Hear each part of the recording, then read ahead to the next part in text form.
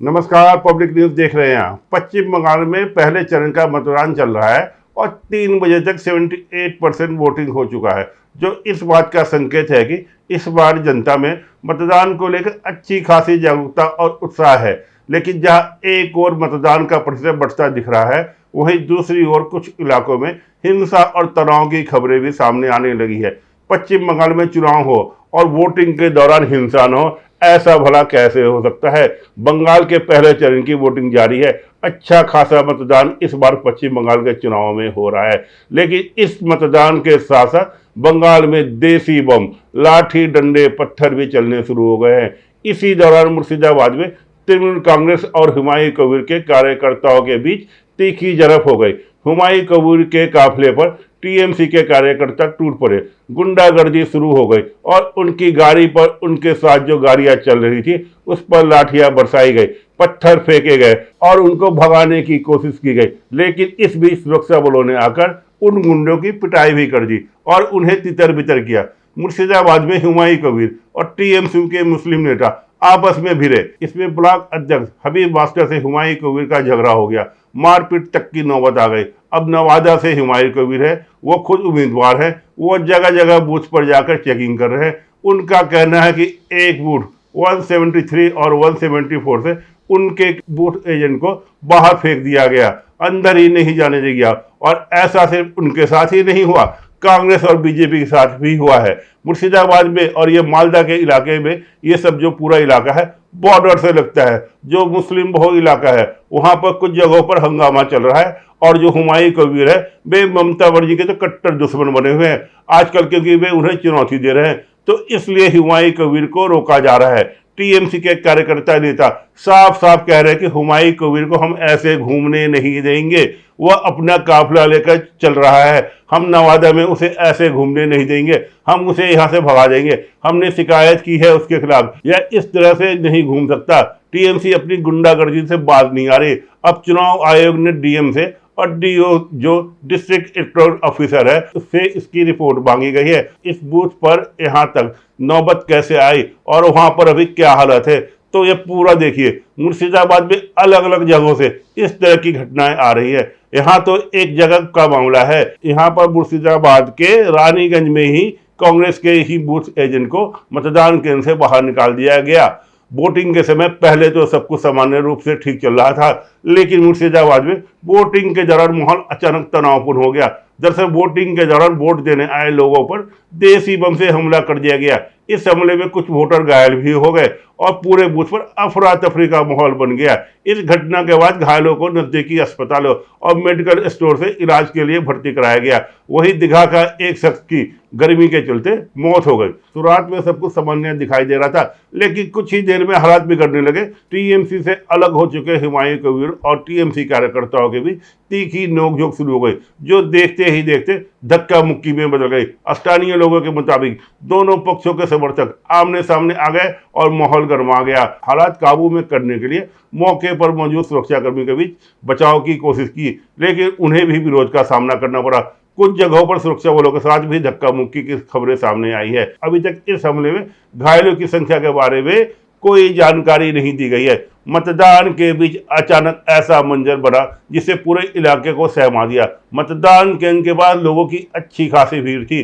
कोई अपनी बारी का इंतजार कर रहा था तो कोई वोट डालकर बाहर निकल रहा था। तभी एक जोरदार धमाका हुआ और पल भर में अफरा तफरी मच गई। धमाके की आवाज सुनते ही लोग घबराकर इधर उधर भागने लगे। कुछ लोग जमीन पर बैठकर खुद को बचाने की कोशिश करते नजर आए, तो कई लोग अपने परिजनों को ढूंढते हुए चीख पुकार करने लगे। माहौल इतना डरावना था कि कुछ देर के लिए किसी को कुछ समझ ही नहीं आया कि आखिर हुआ क्या। पुलिस फोर्स तुरंत मौके पर पहुंची। उन्होंने इलाकों को चारों तरफ से घेर लिया और लोगों को सुरक्षित जगहों पर पहुंचाने का काम शुरू किया। हालात को काबू करने के लिए अतिरिक्त फोर्स भी बुलाई गई ताकि किसी तरह की और कोई गड़बड़ी न हो। अधिकारियों के मुताबिक हमले के पीछे कौन लोग हैं, इसका पता लगाने के लिए सघन तलाशी अभियान शुरू कर दिया गया है। आसपास के इलाके में भी निगरानी बढ़ा दी गई है। इस घटना के बाद पूरे इलाके में साफ तौर पर तनाव महसूस किया जा सकता है। लोग डरे हुए हैं और माहौल में अभी भी डर बना हुआ है। प्रशासन लगातार लोगों को शांति बनाए रखने और अफवाह पर ध्यान न देने की अपील कर रहा है ताकि स्थिति और न बिगड़े। वही मिदनापुर के कुमारगंज सीट से भाजपा कैंडिडेट शुभेंदु सरकार पर हमला हुआ। शुभेंदु हमले से बचने के लिए इधर भागे, उनका सिक्योरिटी गार्ड भी उनके साथ है। के बावजूद भीड़ ने शुभेंदु को पीटा।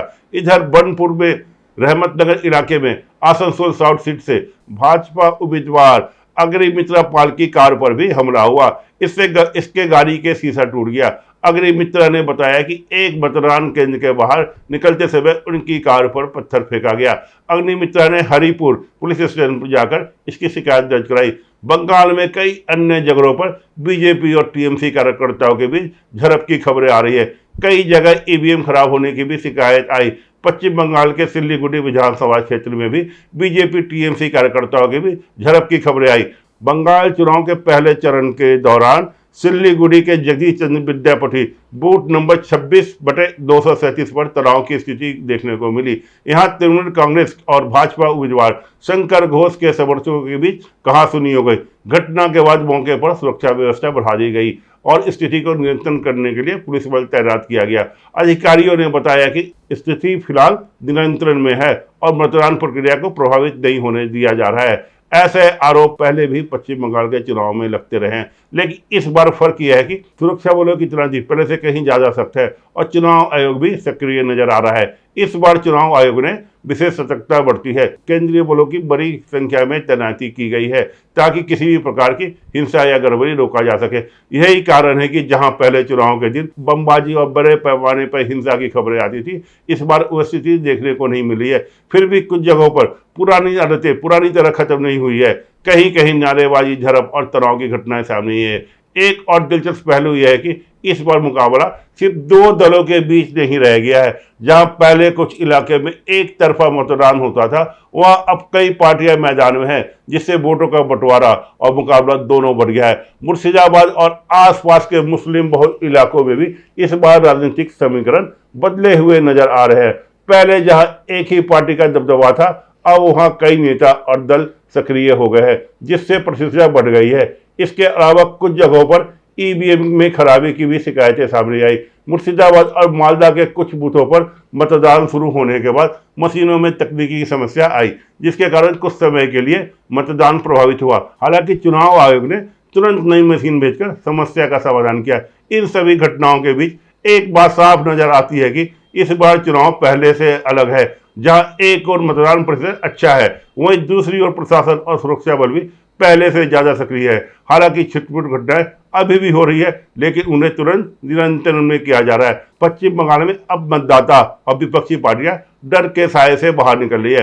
हुमायूं कबीर जैसे नेता डटे रहने और सुरक्षा बलों की मुस्तैदी का संकेत देती है कि अब पुराने तरीके जैसे धांधली, एक तरफा वोटिंग उन्हें प्रभावित नहीं कर रहे। भले ही लाठी डंडे और पत्थर चल रहे हो, लेकिन 78% मतदान, वो भी दोपहर तक, यह साबित करता है कि बंगाल की जनता अपने लोकतांत्रिक अधिकार का प्रयोग करने के लिए प्रतिबद्ध है। चुनाव आयोग की रिपोर्ट और आने वाले चरणों में सुरक्षा का स्तर यह तय करेगा कि क्या यह चुनाव वास्तव में स्वतंत्र और निष्पक्ष हो पाएगा।